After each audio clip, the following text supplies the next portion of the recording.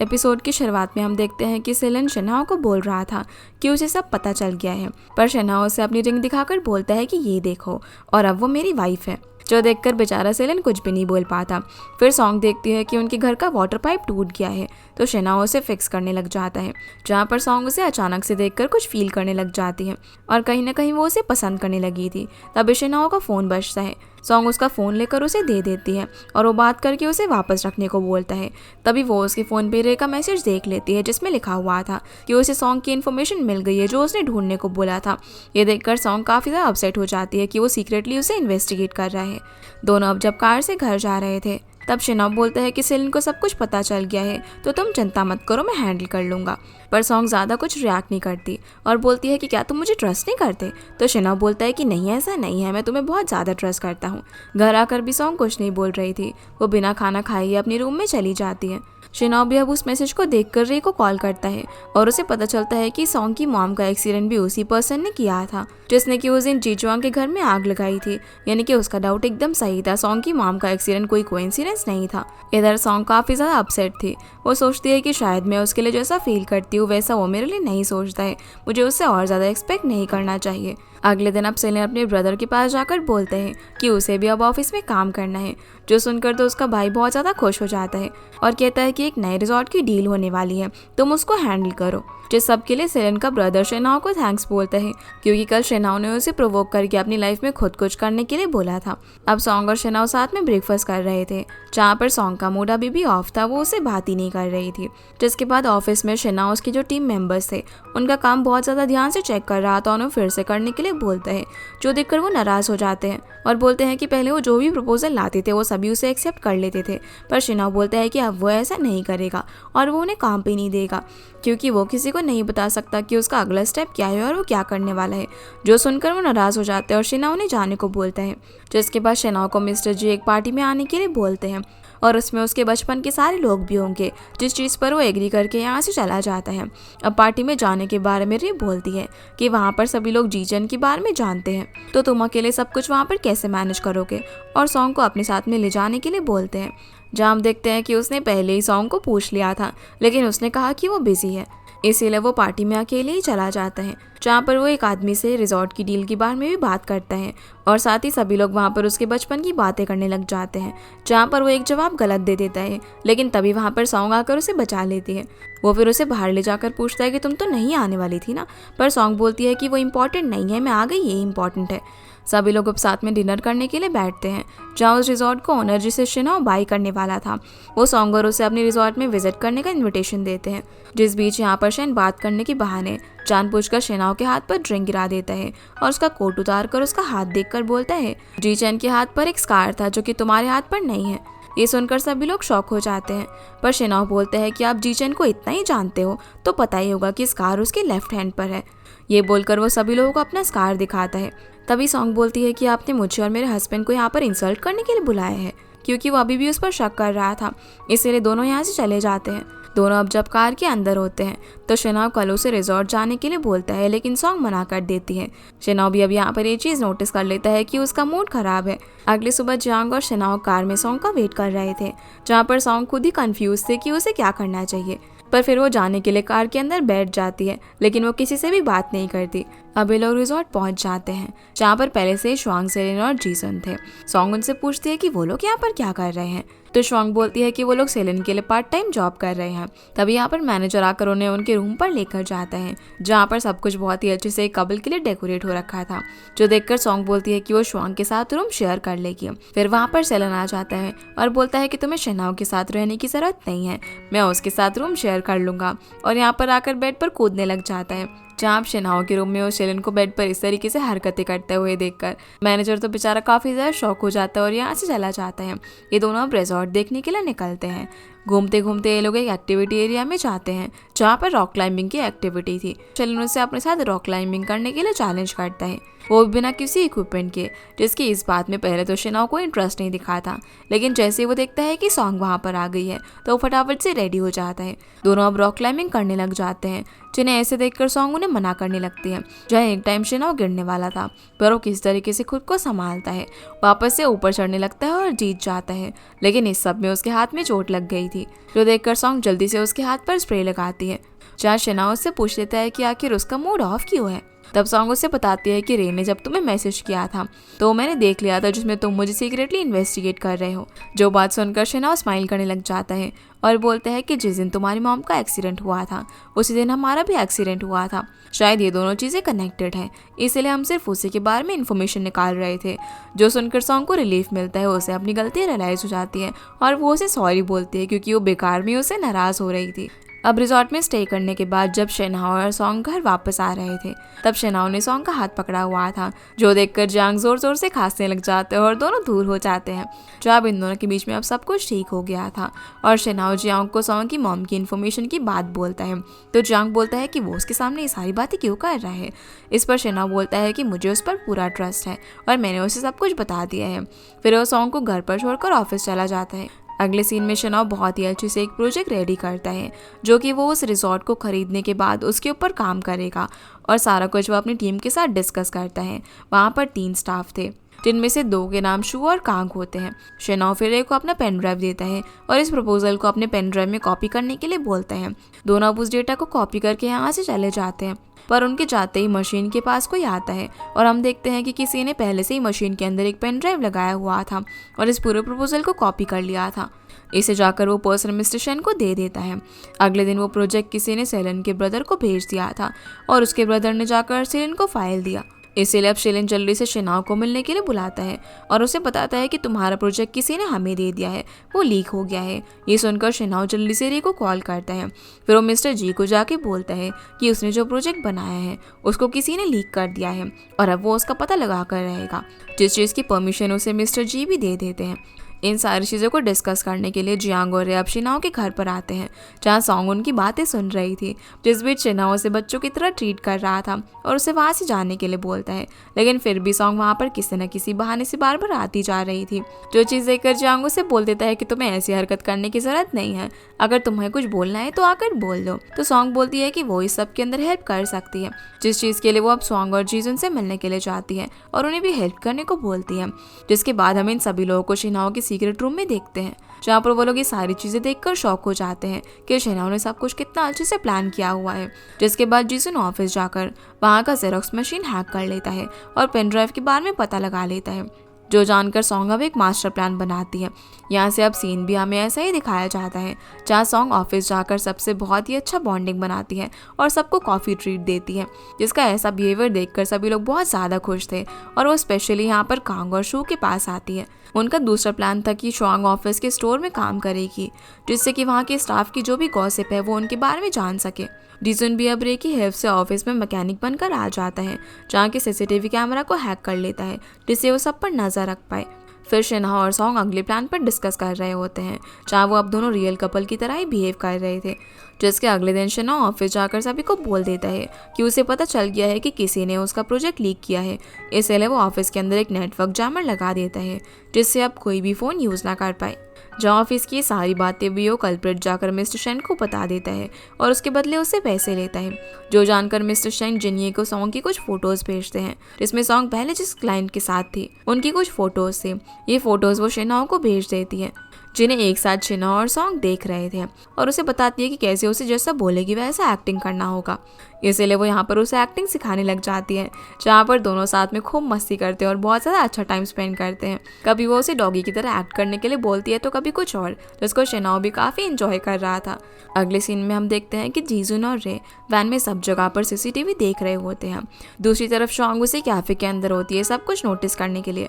इसी बीच Jiang office के एक एम्प्लॉय को आकर बोलता है कि तुम सभी स्टाफ के लिए कॉफ़ी ले आओ मेरी तरफ से।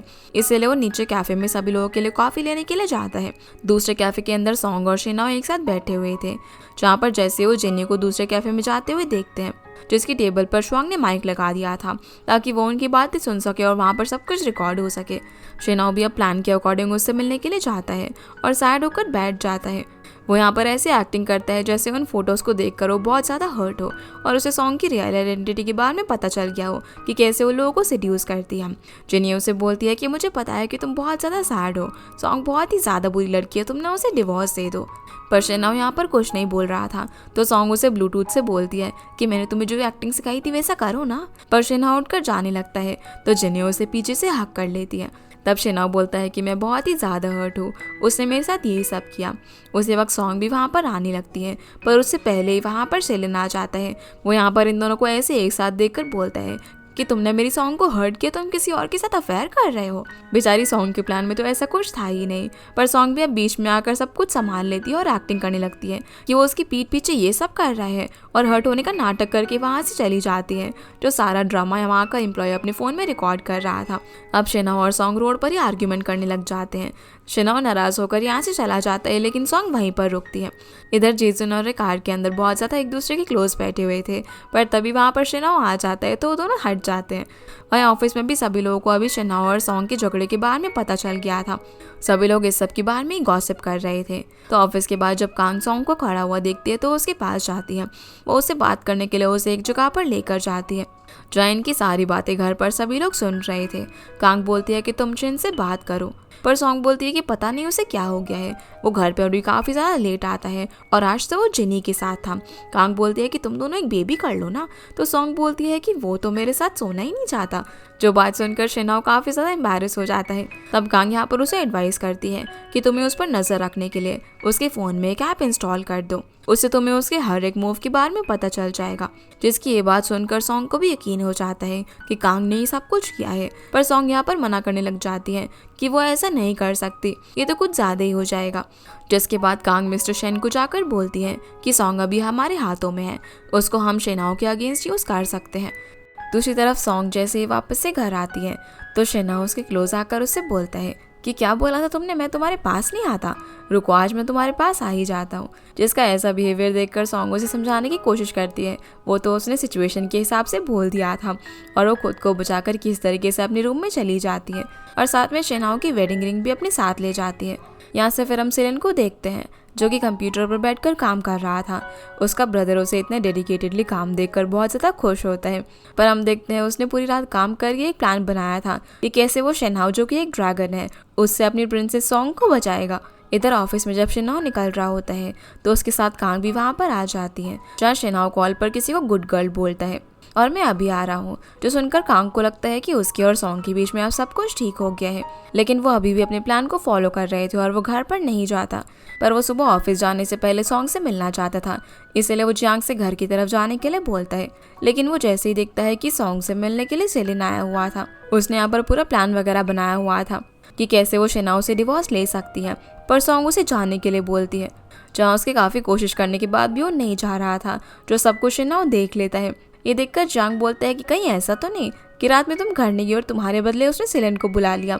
जो सुनकर शेनाओ गुस्से में वहाँ से उससे मिले बिना ही चले जाता है। अब जैसे शेनाओ ऑफिस में जाता है तो सभी लोग नोटिस कर लेते हैं कि उसने अपनी वेडिंग रिंग नहीं पहनी हुई है।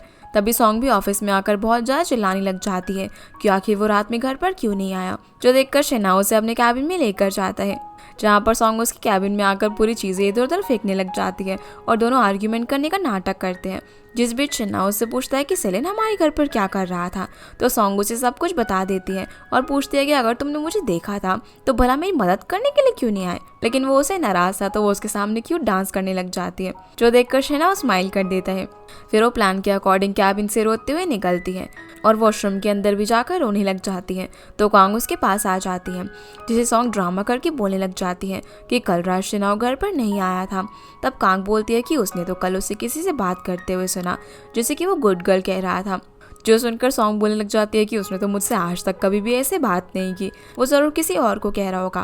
वो बोलती है कि अब बहुत हो गया और मिस कांग से बोलती है कि आप मुझे वो ऐप इंस्टॉल करके दो, मुझे अब उस पर नज़र रखनी है। जो देखकर मिस कांग बहुत ज़्यादा खुश हो जाती है क्योंकि उसे लग रहा था कि सॉन्ग उसके जाल में फंस गई है, लेकिन यहाँ पर तो उल्टा ही हो रहा था। अगले सीन में हम जीजुन को देखते हैं जिसने कि उस सिक्योरिटी ऐप को हैक कर लिया था क्योंकि कांग ने शेनाओ के फ़ोन से सारी इन्फॉर्मेशन निकालने के लिए ये सब किया था, इसीलिए अब उनको सिर्फ वही मिलेगा जो जो कि शेनाओ ने दिखाना चाहता है। जिसन अब जाते टाइम सॉन्ग को एक पेन ड्राइव देकर बोलता है कि इसमें शेनाओ का सीक्रेट है, देख लेना तुम्हें अच्छा लगेगा। सॉन्ग अपने रूम में जाकर अब जैसे उस पेन ड्राइव को कनेक्ट करती है तो देखती है कि उसमें उसकी काफ़ी सारी फ़नी फ़ोटोज़ थे। ये देखकर वो शेनाओ के पास जाकर उसका फ़ोन ले लेती है और उन फ़ोटोज़ को दिखाकर बोलती है कि ये सब क्या है, तुमने मेरी ऐसी फ़ोटोज़ क्लिक की हुई है। तो शेनाओ बोलता है कि अरे ये कितनी क्यूट फ़ोटोज़ है, पर सॉन्ग उन सभी को डिलीट करने लग जाती है और बोलती है कि ये क्यूट है, और फिर शेनाओ की भी अजीब फ़ोटोज़ लेने लग जाती है।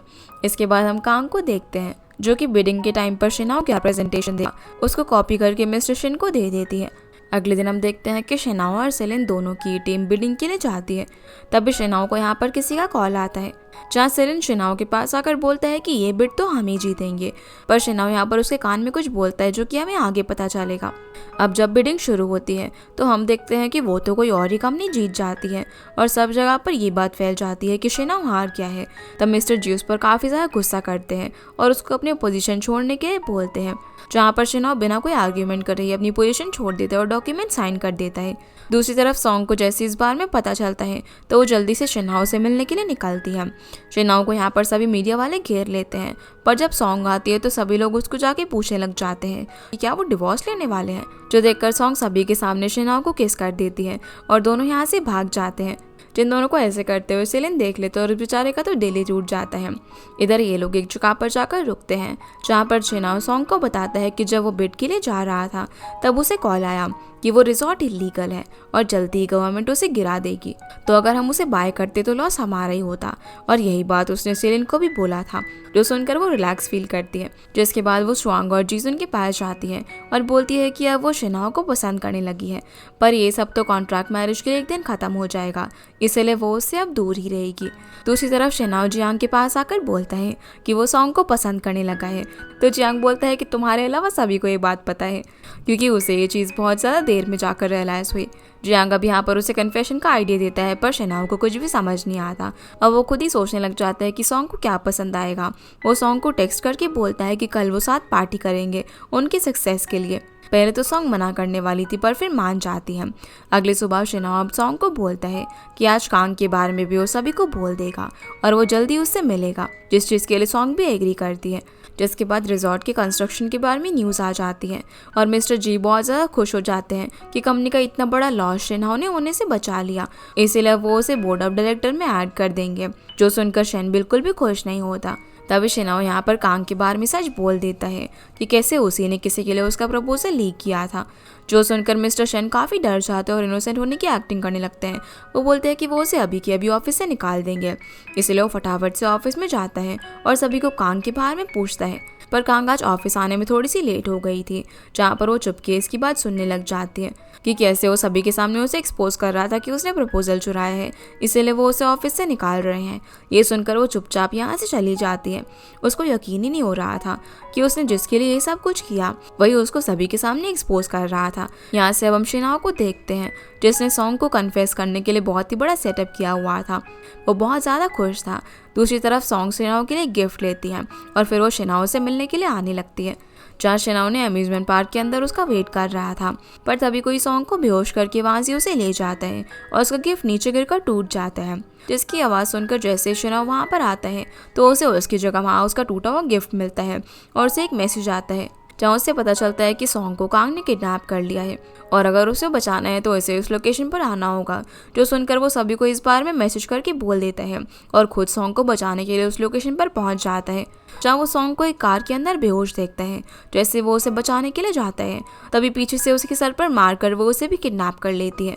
जब तक बाकी लोग यहाँ पर पहुँचते हैं तब तक वहाँ पर उन्हें कोई भी नहीं मिलता, इसलिए अब ये लोग मिस्टर जी के पास जाते हैं, जहाँ पर कांग अब मिस्टर जी को कॉल करके बोलती है कि उसे सिर्फ ये सिटी छोड़कर जाना है और अगर उसे कोई भी प्रॉब्लम हुई तो वो शेनाओ और सॉन्ग को मार डालेगी। जो सुनकर मिस्टर जी उसकी बातों को मान लेते हैं, पर कॉल कट होते ही हम देखते हैं कि वहाँ पर एक आदमी आकर कांग को मार डालता है और उसका बैग लेकर वहाँ से चला जाता है। ये आदमी कौन था ये मैं आगे के एपिसोड में पता चलेगा। इसी के साथ ही एपिसोड यहीं पर ख़त्म हो जाता है। तो गाइस ये थी आज की वीडियो एंड आई होप आप लोग को ये वीडियो पसंद आई हुई, तो इस वीडियो को लाइक कर चैनल को सब्सक्राइब जरूर कीजिएगा। आपसे फिर मिलते हैं इस ड्रामा के अगले वीडियो में, तब तक के लिए गुड बाय।